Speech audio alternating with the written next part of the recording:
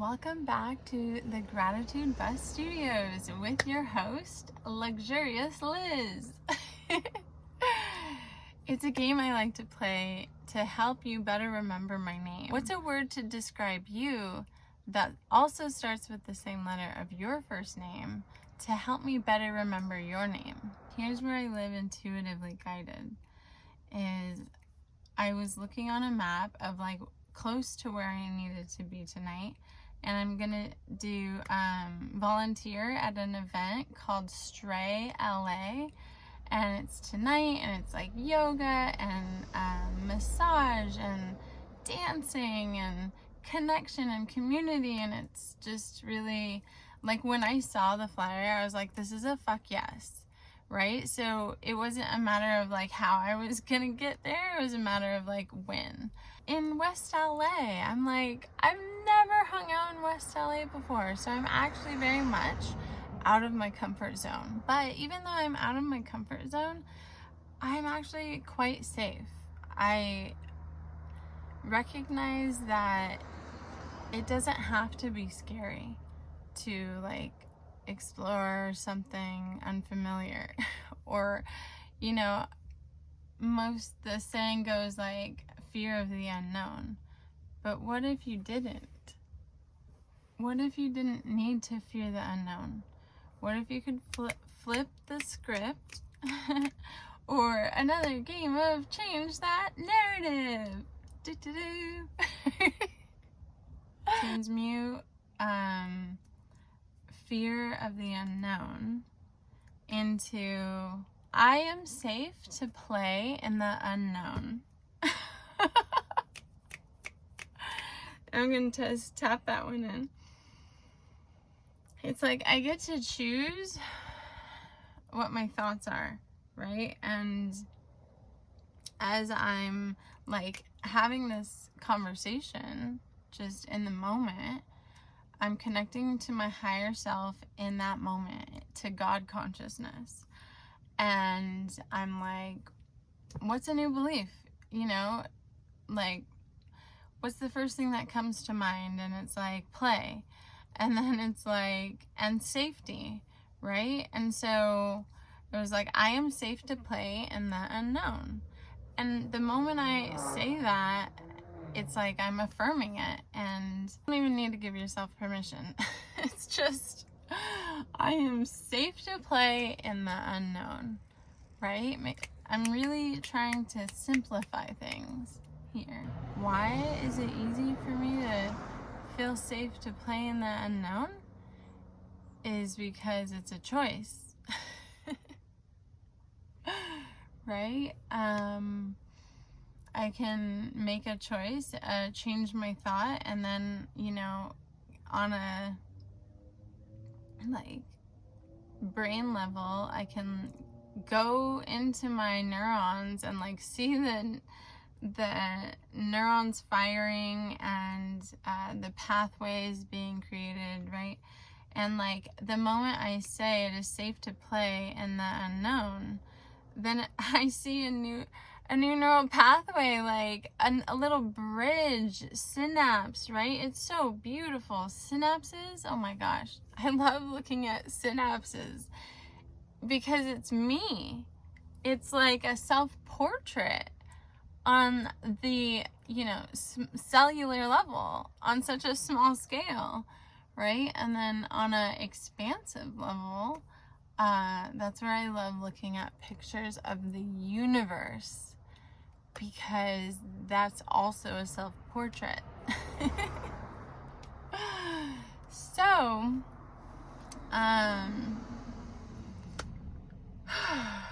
I wanted to share some of my favorite things. Here's my journal. This one says, I can love people, but I can't save them. My personal life coach recently helped me with that one. That one finally downloaded. And it's oh, okay, I'm gonna stop being codependent, and this is where I don't have to do anything. I can literally just be. and show up in the world and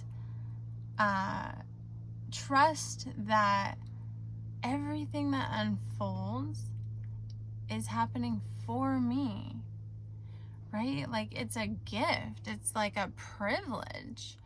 And, you know, I'm not scared of getting uncomfortable. So, you know, if at any point, you know, there's a threatening, like right now, oh no, I see a guy with a dog, you know, and he's like looking in here.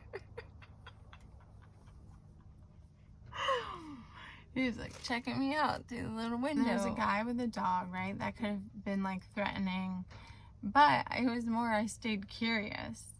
You know, I was like, you know what I love is to watch people walk by and read the outside of the bus, which says, healing requires you to be honest about the role that you play in your own suffering. That is written on the billboard. I'm like, oh, I have a billboard. Like, what do I want to say? And I got that quote from my colleague and dear friend, Blanca. She serves ayahuasca. I highly recommend working with my dear friend and colleague, Blanca, and she is at IFS retreats. So these are my colorful pens for my journal. And then this is my magic wand. It has rose quartz, it's blue. Who can identify what that one is? And it's just like, so magical. Just to hold it, you know, but rose quartz is good for opening the heart. And, you know, I would say I live with my heart open 100% of the time. And when I need to, if I feel threatened and I need to protect myself, then I will, you know, put up my strong boundaries and then handle the problem and find a solution. And then I get to open my heart again. Like, oh, there's no obstacles, there's no threats. Great, open my heart. So when you live with your heart open like that, you get to experience like the depth of life.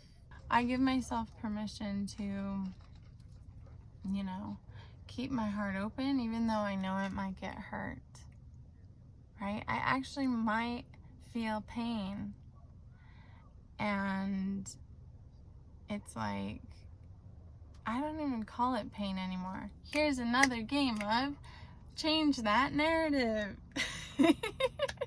Right? Here's it showing up in the present moment. This is real time right now. Okay, so I say pain, right? Even though I know I might feel sensations that feel unpleasant, I will like honor that and know that this is happening for me. No one else is having this experience at this time right now.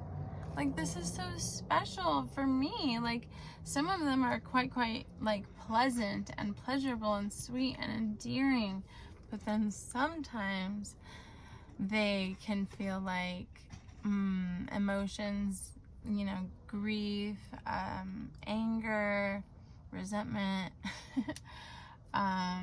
fear, worry, right? It's like, ooh, when those come in, they're like a little stronger, a lot stronger. Just reflect on the last time I felt triggered. Sadness. It was sadness today, this morning.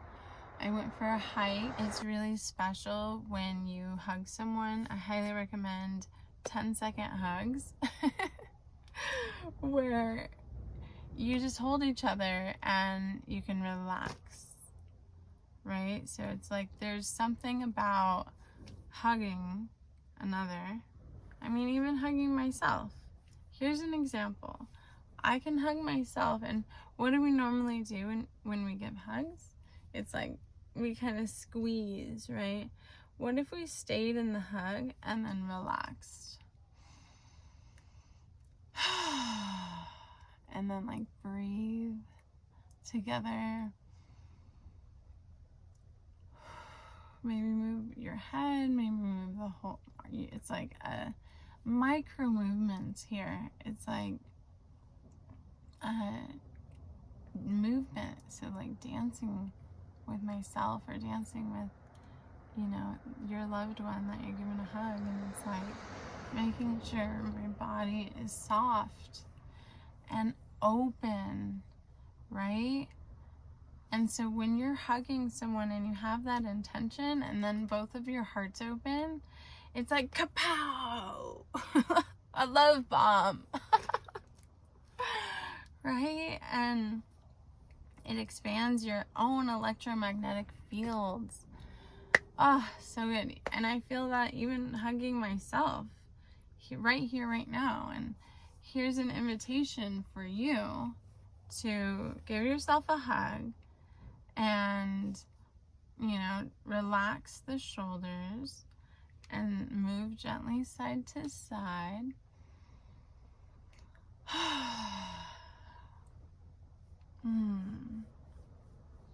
And see if you can notice and feel the oxytocin and serotonin. It's like those hormones that get released into your blood and your body to help you feel relaxed and feel loved and connected, right? It's like you can do that on your own too.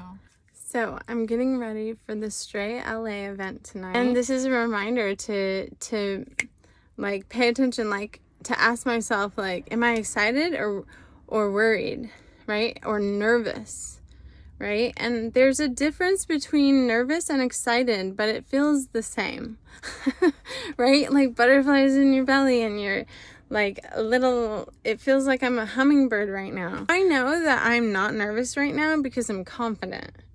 I'm feeling like confident in my ability to, you know, show up to an unfamiliar place with unfamiliar people, and I'm volunteering to help welcome people. I'm the welcoming committee, and the game that I love to play with everyone, I say, I'm Luxurious Liz, and it's a game that I like to play to help you better remember my name. What's a word to describe you that starts with the same letter as your first name so I can better remember you? So I get to play this game with everybody, and I'm like the welcoming committee. So time to have a good time. Get ready to have fun. All right, I'm signing off.